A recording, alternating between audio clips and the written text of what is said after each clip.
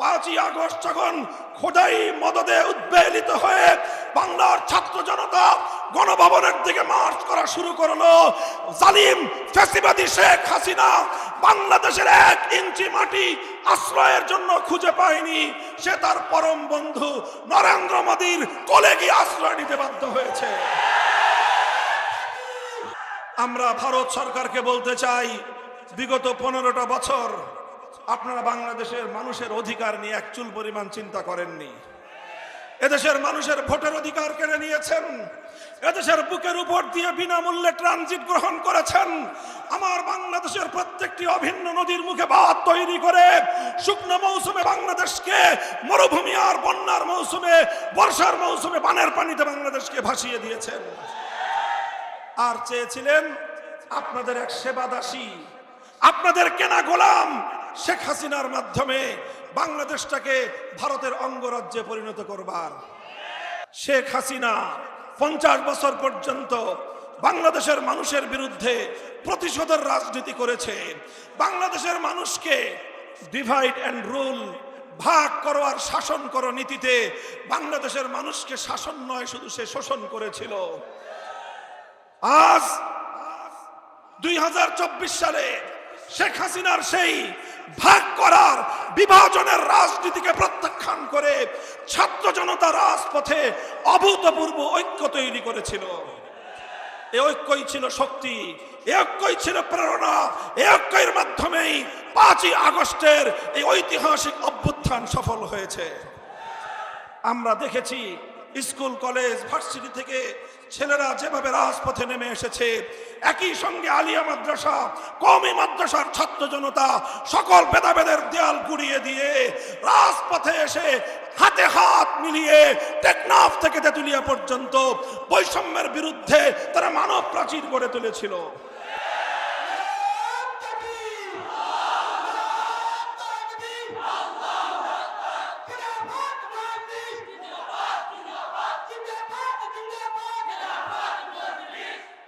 সংগ্রামী সাথী ও বন্ধুগণ, আমাদেরকে কথাটা মনে রাখতে হবে, 2024-এর আগস্ট বিপ্লবের প্রধান বৈশিষ্ট্য ছিল এই।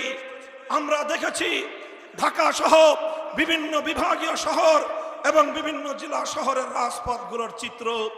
আমরা দেখেছি আমাদের স্কুল, কলেজ, ভার্সিটি, মাদ্রাসার ছাত্ররা ঐক্যবদ্ধ হয়ে আন্দোলন করছে, সংগ্রাম করছে, স্লোগানে স্লোগানে আকাশ বাতাস মুখরিত করে চলছে। যখনই নামাজের সময় হয়ে গেল, সঙ্গে সঙ্গে একজন ছাত্র দাঁড়িয়ে রাজপথে আল্লাহু আকবার, আল্লাহু আকবারের ধ্বনি তুলে বাংলার আকাশকে মুখরিত করে তুলেছে। আর একজন ইমামতি করেছে, যেই রাজপথে তারা এতক্ষণ সংগ্রাম করেছিল, মিছিল করেছিল, স্লোগান তুলেছিল, সেই রাজপথের উত্তপ্ত পিচ ঢালা পথকে জায়নামাজ বানিয়ে আল্লাহর দরবারে সিজদায় লুটিয়ে পড়েছিল। আর সেই নামাজের পরে দুহাত তুলে ফ্যাসিবাদের বিরুদ্ধে আল্লাহর কাছ থেকে তারা সাহায্য কামনা করেছিল। অতঃপর আমার আল্লাহ যখন সাহায্য করলেন, 5ই আগস্ট যখন খোদাই মদদে উদ্বেলিত হয়ে বাংলার ছাত্র জনতা গণভবনের দিকে মার্চ করা শুরু করলো, জালিম ফ্যাসিবাদী শেখ হাসিনা বাংলাদেশের 1 ইঞ্চি মাটি আশ্রয়ের জন্য খুঁজে পায়নি। সে তার পরম বন্ধু নরেন্দ্র মোদীর কোলে গিয়ে আশ্রয় নিতে বাধ্য হয়েছে।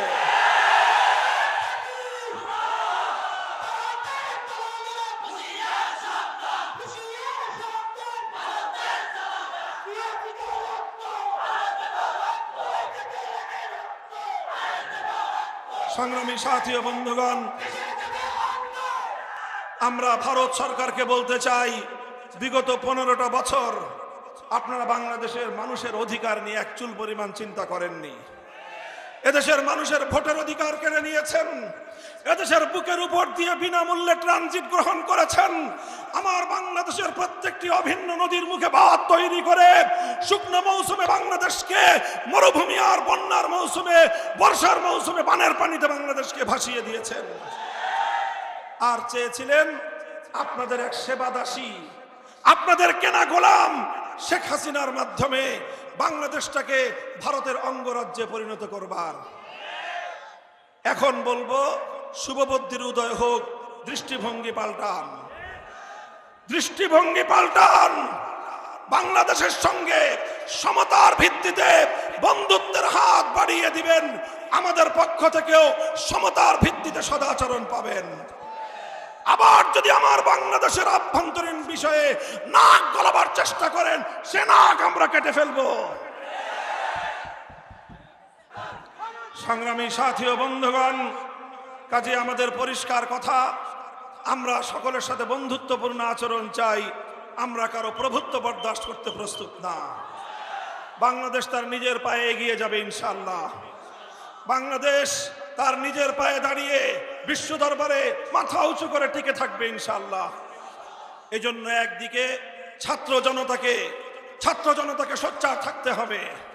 বাংলাদেশের এই বিপ্লব, এই অভ্যুত্থানকে ব্যর্থ করার যে কোনো ষড়যন্ত্রের বিরুদ্ধে ছাত্র, স্কুল, কলেজ, ইউনিভার্সিটি, মাদ্রাসা সকল ছাত্রদেরকে তাদের ঐক্য ধরে রাখতে হবে। সেই সঙ্গে আলেম সমাজ, তাদেরকে চৌকান্না থাকতে হবে। ছাত্র সমাজকে বলবো, তোমরা আলেমদের কাছ থেকে পরামর্শ নিয়ে, তাদের দিক নির্দেশনা নিয়ে তোমরা তোমাদের গতিপথে এগিয়ে যাও, মঞ্জিল পর্যন্ত পৌঁছে যাও। কোনো অপশক্তি ইনশাআল্লাহ তোমাদের ক্ষতি করতে পারবে না। আখেরি পয়গাম, আমরা একটি বৈষম্যমুক্ত, ইনসাফপূর্ণ সমাজ গড়তে চাই। কথা ঠিক না বেঠিক? পূর্ণাঙ্গ ইনসাফ, বৈষম্যহীন সমাজ গড়তে হলে মানব রচিত কোনো তন্ত্র মন্ত্র দিয়ে সম্ভব নয়। সেজন্য প্রয়োজন আল্লাহর জমিনে আল্লাহর প্রতিনিধিত্বের রাজনীতি বাস্তবায়ন করতে হবে। আল্লাহর প্রতিনিধিত্বের রাজনীতিকে বলা হয় খেলাফতের রাজনীতি। আপনারা সকলেই আল্লাহর প্রতিনিধিত্বের রাজনীতি, খেলাফত ব্যবস্থার দিকে আপনাদের জীবনপণকে, আপনাদের জীবন যৌবনকে কোরবান করতে প্রস্তুত আছেন? বাংলাদেশ খেলাফত মজলিস, বাংলাদেশ খেলাফত যুব মজলিস সহ সকল সহযোগী সংগঠনগুলোর ব্যানারে আপনাদেরকে ঐক্যবদ্ধ হয়ে খেলাফতের এই সংগ্রামকে, ন্যায় এবং ইনসাফপূর্ণ সমাজ গঠন করার এই আন্দোলনকে সামনের দিকে এগিয়ে নিয়ে যাওয়ার জন্য উদাত্ত আহ্বান জানাচ্ছি। আপনাদের এই মাদারীপুর এক ফ্যাসিবাদের চরম আক্রান্ত ছিল। সেই আক্রমণ আল্লাহ পাক উৎখাত করে দিয়েছেন। এখন সম্মিলিত উদ্যোগে এই মাদারীপুরের অগ্রযাত্রাকে অব্যাহত রাখতে হবে। আপনাদের মাদারীপুরের এসপি সাহেব সহ প্রশাসনিক কর্মকর্তারা আমাদের কাছে সাহায্য সহযোগিতা চেয়েছেন। আমি আপনাদেরকে বলবো, এই মাদারীপুর যেন শান্তিপূর্ণ উপায়ে সামনের দিকে তার পথ চলা অব্যাহত রাখতে পারে। প্রশাসনের যে কোনো ভালো উদ্যোগকে আপনারা সহযোগিতা করবেন ইনশাআল্লাহ। আলেম সমাজ, এই যে দুর্গা পূজা আসছে, এই পূজাকে কেন্দ্র করে কোনো পরাজিত, ঘাপটি মারা, পতিত শক্তি তারা যেন নতুন করে কোনো সাবোটাজ করতে না পারে। আওয়ামী লীগের রাজনীতি ছিল রাতের বেলায় কালনাগিনী হয়ে সংখ্যালঘুদেরকে ছবল মারত, দিনের বেলায় ওঝা হয়ে ছাড়তে আসতো। নাটক নাটক আর নাটকের নায়ক নায়িকাদের সংগঠন হলো বাংলাদেশ আওয়ামী লীগ। এই আওয়ামী লীগ তারা এইভাবেই বাংলাদেশের মানুষের সঙ্গে প্রতারণা এবং ধোঁকাবাজির রাজনীতি করেছে।